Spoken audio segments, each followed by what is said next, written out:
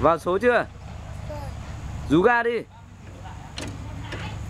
Bố ơi, rú ga xà vừa lên này. Con rú ga gìn gìn đi. Gìn.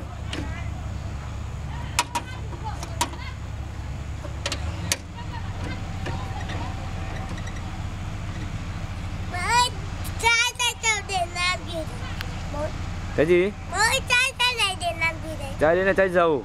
Chai dầu để làm gì đấy? Để đổ vào đầu công nông. Đâu có lâu nhỉ? Để cho nó chạy. Đây đầu vào từ đấy mà. Không nhìn nó rơi sẽ bắt. Không có ra đâu. Ở đây đâu. Không có ra đâu. Không có đây đâu. Đổ đầu hoặc nông đâu nhỉ? Cái này đổ. Cái này